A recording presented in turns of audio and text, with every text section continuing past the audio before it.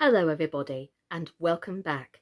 My name is Sascha Cooper and I'm an actress based in Brighton who is represented by Dreams Productions Limited, and I'm reading the 6th chapter of Alice in Wonderland by Lewis Carrol. Now, in the last episode, I asked you guys a question. Who lives in that small house that Alice found in the woods? Well, I'm about to give you some clues. So we have a baby, we have a cat, and we also have some pepper. So, without any further ado, we're going to get started. But before I do that, thank you so much for those wonderful suggestions. Please keep them coming in, and especially as things are about to take a very interesting twist for our Alice. So, let's begin. Chapter 6, Pig and Pepper. For a minute or two, she stood looking at the house and wondering what to do next, when suddenly a footman in livery came running out of the wood. She considered him to be a footman because he was in livery. Otherwise, judging by his face alone, she would have called him a fish, and rapped loudly at the door with his knuckles. It was opened by another footman in livery, with a round face and large eyes like a frog, and both footmen, Alice noticed, had powdered hair that curled all over their heads. She felt very curious to know what it was all about, and crept a little way out of the wood to listen. The fish footman began by producing from under his arm a great letter nearly as large as himself, and this he handed over to the other, saying in a solemn tone, "For the Duchess, an invitation from the Queen to play croquet." The frog footman repeated in the same solemn tone, only changing the order of the words a little, "From the Queen, an invitation for the Duchess to play croquet." Then they both bowed low, and their curls got entangled together. Alice laughed so much at this that she had to run back into the wood for fear of their hearing her, and when she next peeped out, the fish footman was gone, and the other was sitting on the ground near the door, staring stupidly up into the sky. Alice went timidly up to the door and knocked. "There's no sort of use in knocking," said the footman, "and that for 2 reasons. First, because I am on the same side of the door as you are. Secondly, because they're making such a noise inside, no one could possibly hear you." And there certainly was a most extraordinary noise going on within, a constant howling and sneezing, and every now and then a great crash, as if a dish or a kettle had been broken to pieces. "Please then," said Alice, "how am I to get in?" "There might be some sense in your knocking," the footman went on without attending to her, "if we had the door between us. For instance, if you were inside, you might knock, and I could let you out, you know." He was looking up into the sky all the time he was speaking, and this Alice thought decidedly uncivil. "But perhaps he can't help it," she said to herself. "His eyes are so very nearly at the top of his head. But at any rate, he might answer questions." "How am I to get in?" she repeated aloud. "I shall sit here," the footman remarked, "till tomorrow." At this moment, the door of the house opened, and a large plate came skimming out straight at the footman's head. It just grazed his nose and broke to pieces against one of the trees behind him. "Or next day, maybe," the footman continued in the same tone, exactly as if nothing had happened. "How am I to get in?" asked Alice again in a louder tone. "Are you to get in at all?" said the footman. "That's the first question, you know." It was no doubt, only Alice did not like to be told so. "It's really dreadful," she muttered to herself. The way all the creatures argue, it's enough to drive one crazy." The footman seemed to think this a good opportunity for repeating his remark, with variations. "I shall sit here," he said, "on and off, for days and days." "But what am I to do?" said Alice. "Anything you like," said the footman, and began whistling. "Oh, there's no use in talking to him," said Alice desperately. "He's perfectly idiotic." And she opened the door and went in. The door led right into a large kitchen, which was full of smoke from one end to the other. The Duchess was sitting on a three-legged stool in the middle, nursing a baby. The cook was leaning over the fire, stirring a large cauldron which seemed to be full of soup. "There's certainly too much pepper in that soup," Alice said to herself, as well as she could for sneezing. There was certainly too much of it in the air. Even the Duchess sneezed occasionally, and as for the baby, it was sneezing and howling alternately without a moment's pause. The only two creatures in the kitchen that did not sneeze were the cook and a large cat, which was sitting on the hearth and grinning from ear to ear. "Please, would you tell me," said Alice, a little timidly, for she was not quite sure whether it was good manners for her to speak first, "why your cat grins like that?" "It's a Cheshire cat," said the Duchess, "and that's why." "Pig!" She said the last word with such violence that Alice quite jumped, but she saw in another moment that it was addressed to the baby and not to her. So she took courage and went on again. "I didn't know that Cheshire cats always grinned. In fact, I didn't know that cats could grin." "They all can," said the Duchess, "and most of 'em do." "I don't know of any that do," Alice said very politely, feeling quite pleased to have gotten into a conversation. "You don't know much," said the Duchess, "and that's a fact." Alice did not like at all the tone of this remark, and thought it would be well to introduce some other subjects of conversation. While she was trying to fix on one, the cook took the cauldron of soup off the fire and at once set to work throwing everything within her reach at the Duchess and the baby. The fire-irons came first, then followed a shower of saucepans, plates, and dishes. The Duchess took no notice of them even when they hit her, and the baby was howling so much already that it was quite impossible to say whether the blows hurt it or not. "Oh, please mind what you're doing!" cried Alice, jumping up and down in an agony of terror. "Oh, there goes his precious nose!" as an unusually large saucepan flew close by it and very nearly carried it off.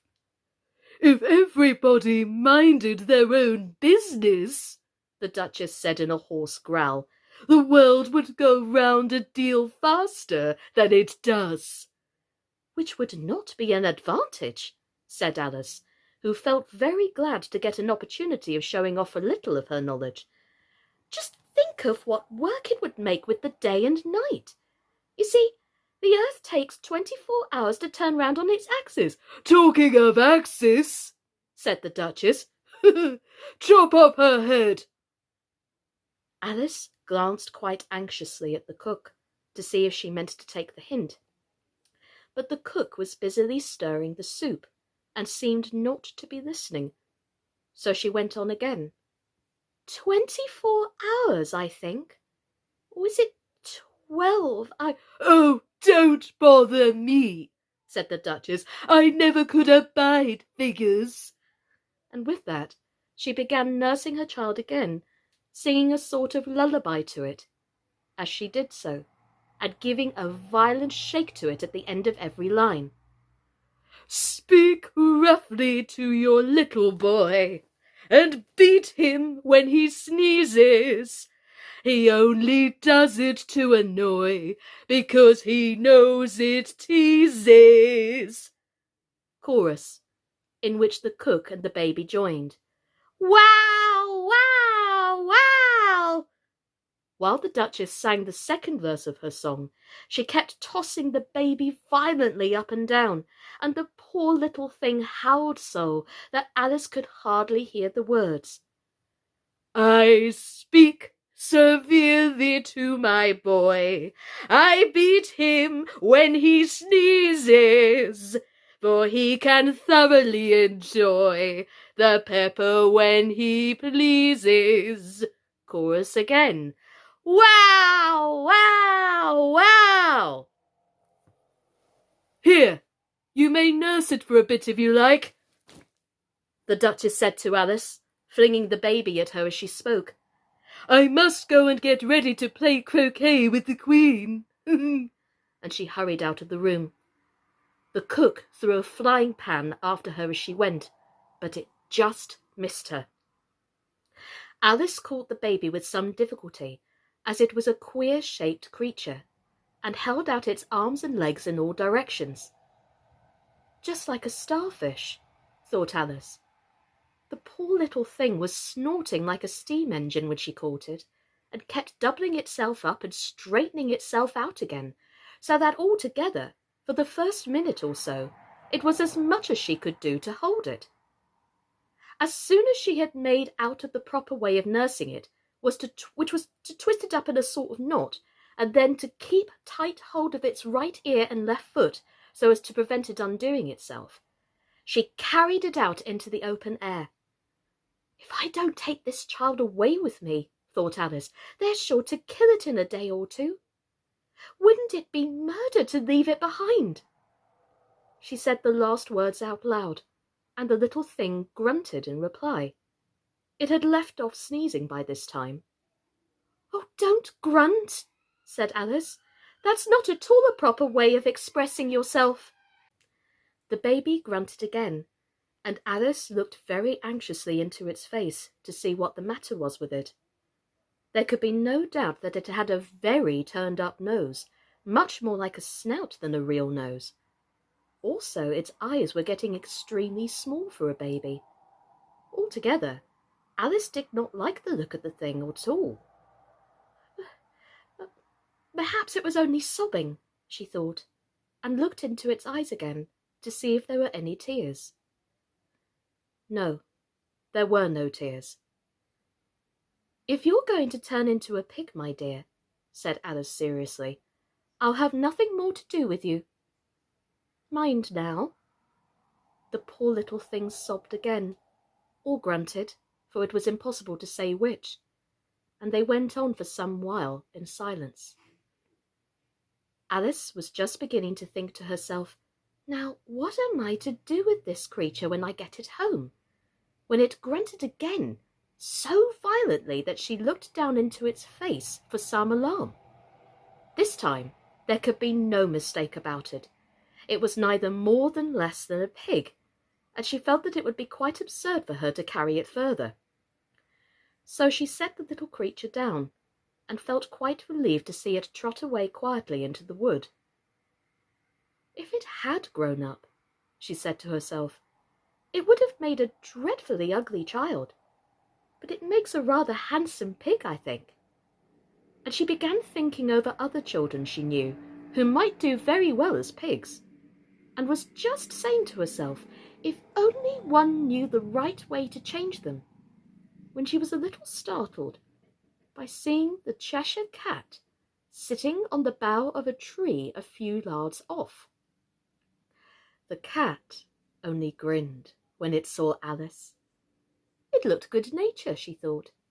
Still, it had very long claws and a great many teeth, so she felt that it ought to be treated with respect. Cheshire Puss, she began, rather timidly, as she did not know at all whether it would like the name. However, it only grinned a little wider. Come, it's pleased so far, thought Alice, and she went on. Would you tell me, please, which way I ought to go from here. Well, that depends a good deal on where you want to get to, said the cat. I don't care much where, said Alice. Then it doesn't matter which way you go, said the cat. So long as I get somewhere, Alice added as an explanation. Oh, you're sure to do that, said the cat, if only you walk long enough. Alice felt that this could not be denied, so she tried another question. What sort of people live about here? In that direction, the cat said, waving its right paw round, lives a hatter. And in that direction, waving the other paw, lives a March hare. Visit either you like. They're both mad. But I don't want to go among mad people, Alice remarked. Oh, you can't help that, said the cat. We're all mad here. I'm mad.